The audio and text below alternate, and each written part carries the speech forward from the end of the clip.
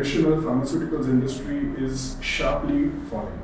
It's like people know now that the pharmaceuticals industry is more interested in keeping you unhealthy rather than curing you.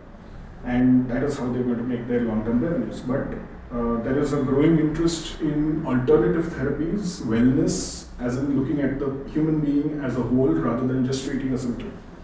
And there is evidence that the popularity of Ayurveda is growing pretty much everywhere else in the world as well. Hi. Hi. Viplove, how are you?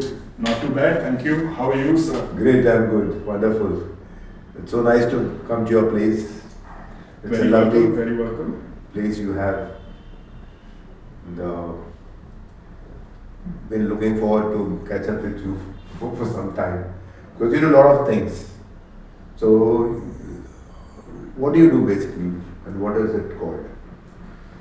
So, the way I like to say it is, I am an entrepreneur with a little bit of history of working in the workforce as well, which gives me an insight into how things also happen. It's not just a top level management possibility. But yeah, I was in the data analytics industry for about 12 years. I spent time selling the data analytics services to the world, all over Europe and the Americas. And then in COVID, I decided that it's time to kind of make a difference around me. And I refused to kind of go back to a job.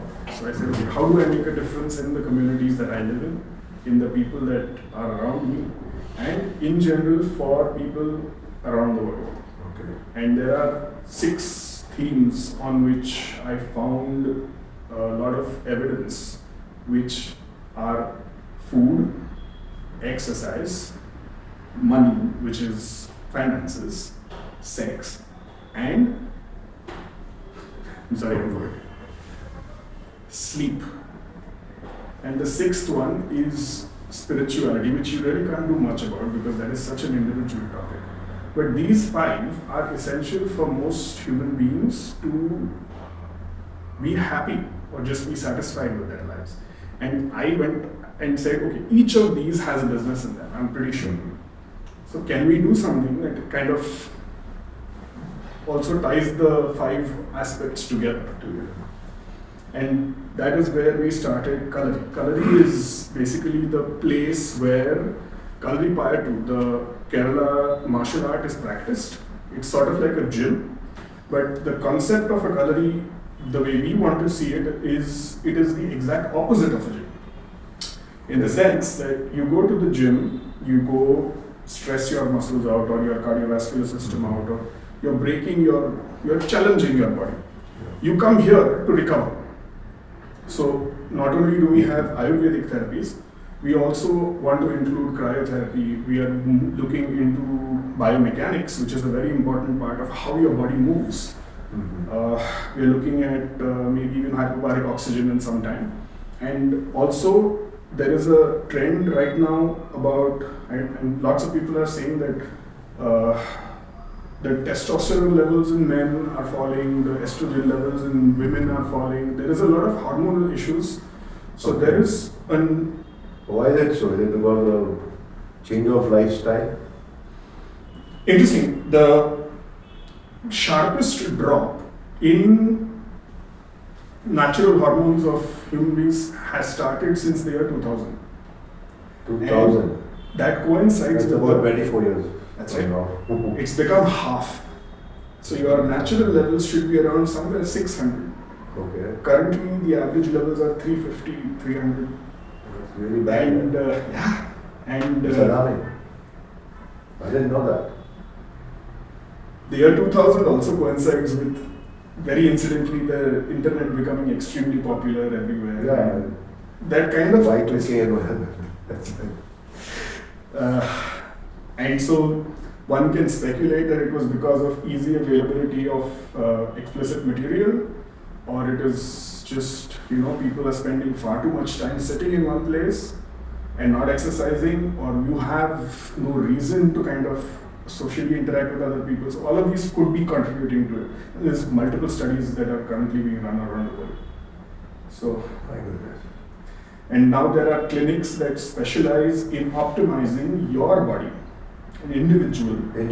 Instead of like a hospital where you take a large set of patients and you kind of derive lots of data, you look at one person, look at their body, look at what their hormonal structures are. So that is another service that we want to incorporate at Kalari as well. It should serve as a one-stop shop for all your recovery needs. But you're doing something totally different, which I think many people are not aware of. Right. Like Kalari, you're talking about recovery after exercise. So normally people think they go to gym, they can build up muscles and that's it. It's like absolutely true. The reason is because there is a misconception in almost 95% of the people that you make muscles in the gym. No, you don't. You make muscles in the kitchen. You make muscles when you're sleeping. You're making muscles when you are recovering, not when you're in the gym. You're going to the gym to break your muscles down, to challenge your body. And there are very few people who actually are in the space of recovery. Right? When you eat enough, when you sleep enough, when you get treated for all injuries, is when you will grow. That is the hard realization I have had, because I'm quite a health nut myself. I used to be pushing. And you are a regular gymmer, I suppose. I am, yes. I'm also a swimmer, I'm also a rock climber, tons of things. I've always been extremely active in my life. And that's kind of why I wanted to get into the sports or physical activity place also. And then adjoining it is another one, which is the food business, which will launch very soon, but we can talk about that later. So, how do you educate your people? Because I see that a lot of people don't really know how this works. Right. You're telling me it is new to me also. So it's really, as of now, it must be a real challenge for you. So how do you create awareness about this? So the standard media channels are running. We run ads on digital media, but I feel our strongest customer base is through referrals, which means that a person comes here, experiences the therapies, feels there is a significant difference, and then goes and brings 4 other friends. And that has been a pattern which we noticed in the 1 year, that our advertising has its place on education, but the pull for the clients are usually people who they trust. Who have experience with you. That's right. Yeah, word of mouth is always very effective. So what are the challenges you face? I suppose going from a corporate to a completely unorganized industry has its challenges. We are trying to organize a very unorganized sector within the Indian sort of industry space. So yeah, just figuring out every single thing by yourself, like walking every step, falling down every 5th step, getting up every 6th step, and also the guidance of senior entrepreneurs like yourself. And all throughout my life, I've been very lucky to have such guidance. That has been a great add-on. But yeah, it's fun. The challenges that it brings takes me back to my first job out of college, where it puts you in a mental space where, okay, I need to get this done, I need to figure it out. Find a way out. Yeah, we'll figure it out, we'll make it work. You also travel to many countries, you have That's traveled extensively. So how does that help you in your business? Yes, what have you gathered? You must have seen such things on the other side also. Right.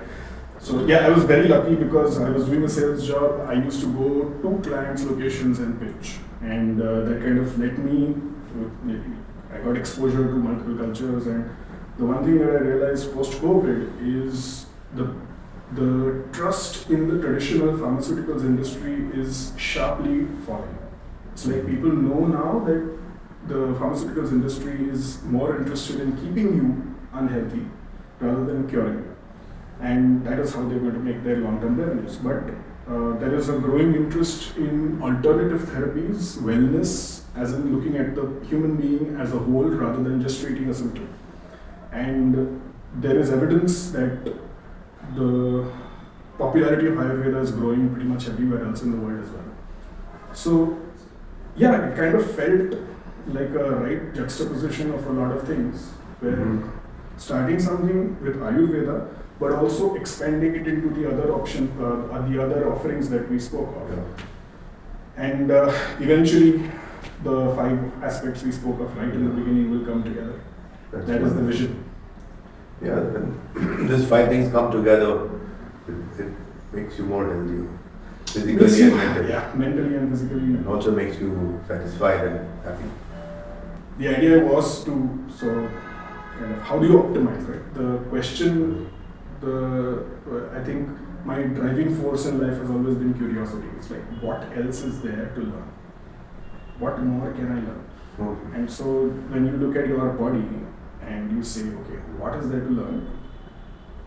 You find 15,000 different things to learn and you're still nowhere close.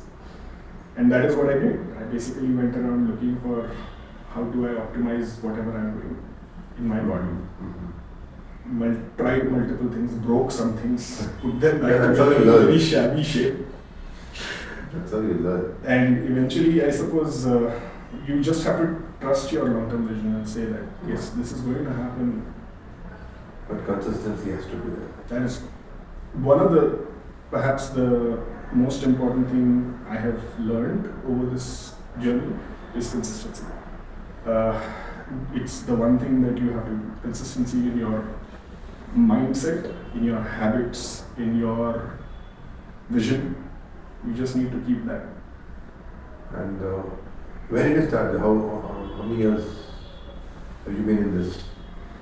So I have always been an entrepreneur. I started my first company when I was 19 years old. 19. Back then, it was 2006, and back then it was the ERP craze, right? The enterprise resource planning companies were doing big Oracle, SAP, all of these guys, which is what inspired me to get into the IT industry at that time. I was barely out of high school. Yeah, 19 years. Yeah. Imagine. And we tried to build an ERP of our own, got a couple of clients, but that didn't work out too well. Okay. And then I think I got into a corporate job, so I started that. But yeah, always been an entrepreneur at heart. Kalari is about a year old now. And there is another one which is Interlink, which is a large language model company which is 3 years old. So, yeah. Wonderful. So Kalari is basically a martial art from Kerala. Kalari Payattu is a martial art. Okay. The Kalari part of that word simply means gym or the place where Kalari Payattu is practiced. Dojo, call it gym, call it Dangal. yeah, Dangal. Local Indian. Desi Dangal. Yeah. Wonderful. So actually I started my gymming in Dangal actually.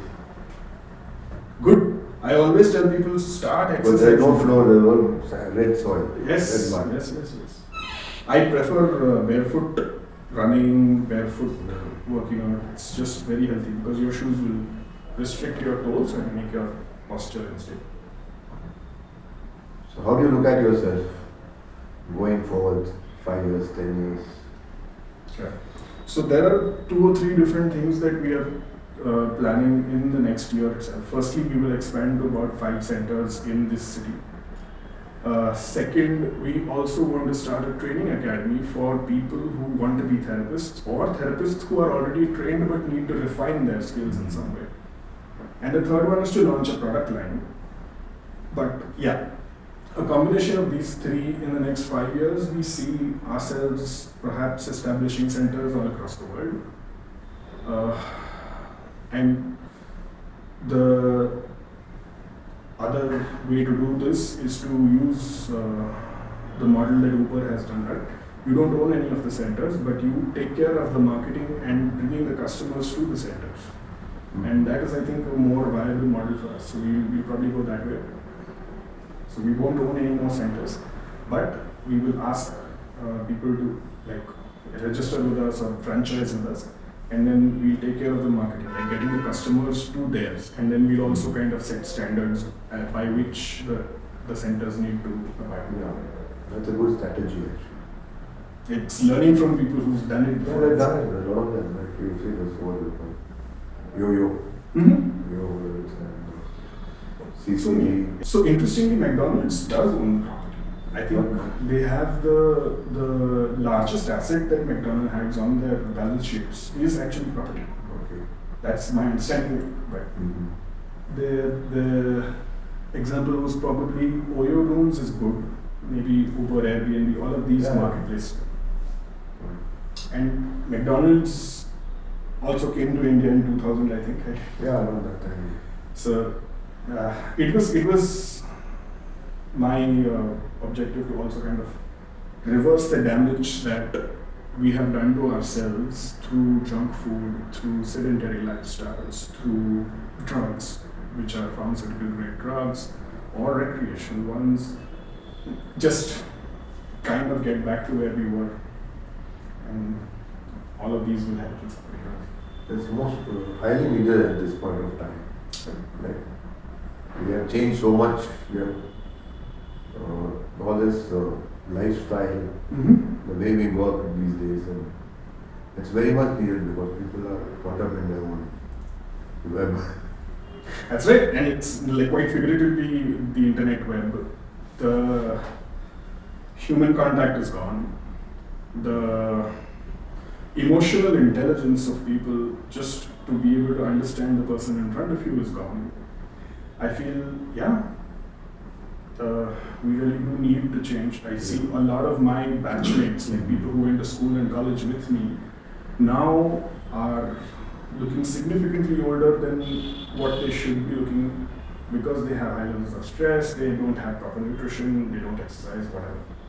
And you'll see it around you as well, I'm sure. Yeah, I'm sure, yes. I agree with you totally. Because I see a lot of youngsters also, they can't physically walk to a distance. Even they have to go across the road, they will need a vehicle. And it's like 35-year-olds having heart attacks, and that's Wow. That's unimaginable. Like something like that would never have been in the news around 20 years ago. But it's now like every third day. It's very sad. It's high time people start changing. And I think people like you are helping the society. It's a great job you're doing, actually. Thank you. It's whatever little that we can help people around us get back to better health. Better health, yes. So what are the advice you have or giveaways to the viewers in general? I would say look at alternative therapy as something that you might consider for pain, for recovery. It does not have to be only Ayurveda. Just look at non-pharmaceutical intervention. I would also say perhaps please keep an active lifestyle. It's really important. Your bones will thank you when you're 70, 75. And eat well. Sleep well. Sleep well. And if you get to, if you manage to. Wonderful. So that was lovely talking to you and get to know so much about alternative health therapies. So that was nice. So anything else you would like to add before we wrap up? To be honest, no. Thank you so much for coming and thank you so much for doing this. It's very encouraging when people like yourself who kind of build things on their own come and encourage younger entrepreneurs. It's my pleasure. Thank you. Paul.